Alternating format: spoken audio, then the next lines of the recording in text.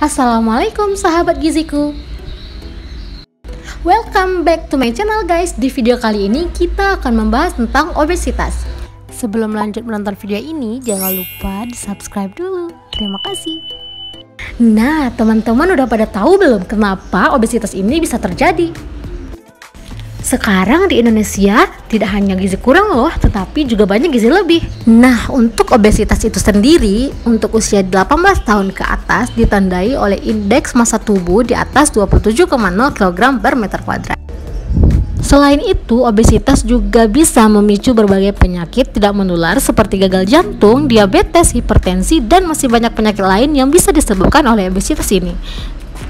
Berdasarkan data Riskesdas atau Riset Kesehatan Dasar, di tahun 2013 angka obesitas itu 14,8% dan terjadi peningkatan di tahun 2018 menjadi 21,8%. Wow. Oke, sekarang kita bahas apakah etiologi atau penyebab dari obesitas ini. Obesitas terjadi karena asupan energi dengan pengeluaran energi tidak seimbang. Asupan energi lebih banyak sedangkan pengeluaran energinya lebih sedikit. Hal ini juga bisa dipengaruhi oleh genetik, lingkungan, dan gaya hidup. Obesitas tidak semua diwariskan dalam keluarga jika bisa memperbaiki pola makan. Faktor genetik yang tergambar seperti dysmorphic syndrome. Nah, untuk faktor lingkungan, menurut Allison et al. 2006 bahwa lingkungan berperan terhadap perkembangan obesitas. Umur juga mempengaruhi obesitas. Berdasarkan penelitian, obesitas meningkat pada usia dewasa itu sekitar umur 20-60 tahun. Begitu juga dengan jenis kelamin. Obesitas lebih banyak ditemukan pada wanita dibandingkan dengan laki-laki, baik itu obesitas overall maupun obesitas sentral. Nah, jika dilihat dari sosiokulturalnya, obesitas dipengaruhi oleh sosial ekonomi, tingkat pendidikan, serta fasilitas tempat makan dan media massa. Persentase obesitas lebih tinggi ditemukan pada golongan sosial ekonomi tinggi dibandingkan dengan sosial ekonomi rendah. Kenapa? Karena pendapatan mengarah kepada peningkatan daya beli terhadap makanan dan juga kebiasaan makan di luar rumah dalam bentuk siap saji atau fast food yang tinggi energi, tinggi lemak, dan rendah serat juga meningkat. Faktor berikutnya yaitu fasilitas tempat makan. Proses modernisasi membawa perubahan gaya hidup. Kondisi ini diikuti dengan menjamurnya berbagai fasilitas tempat makan berupa restoran, pusat hidangan, kafe, dan bar, dan lain-lain. Di mana fasilitas tersebut memanjakan masyarakat dengan segala sajian makanan instan dan menarik, dan ini banyak ditemukan di perkotaan.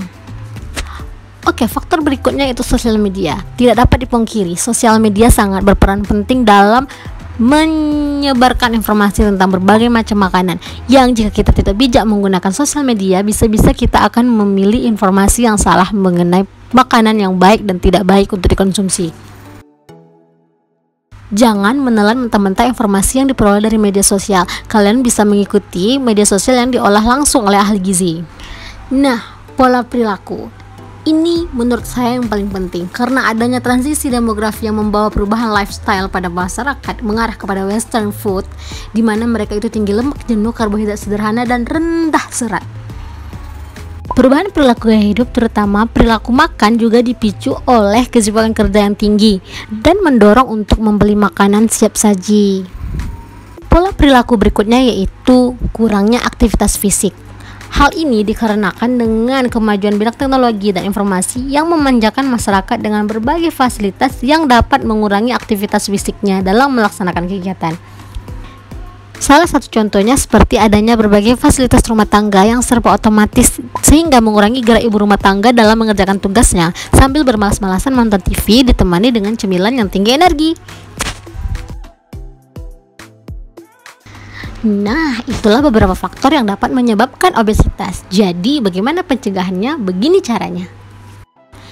Pertama, yuk sama-sama kita perbaiki pola makan kita dengan makan makanan bergizi dan berimbang. Kemudian, meningkatkan aktivitas fisik, jangan malas-malasan, serta melakukan perubahan perilaku di mana lebih sadar akan pentingnya gizi. Dan jangan lupa konsultasikan dengan ahli gizi kamu ya. Terima kasih sudah menonton video ini. Semoga informasi ini bermanfaat untuk kita semua. Dan untuk yang belum subscribe, tolong subscribe channel ini supaya tidak ketinggalan untuk video berikutnya. Terima kasih.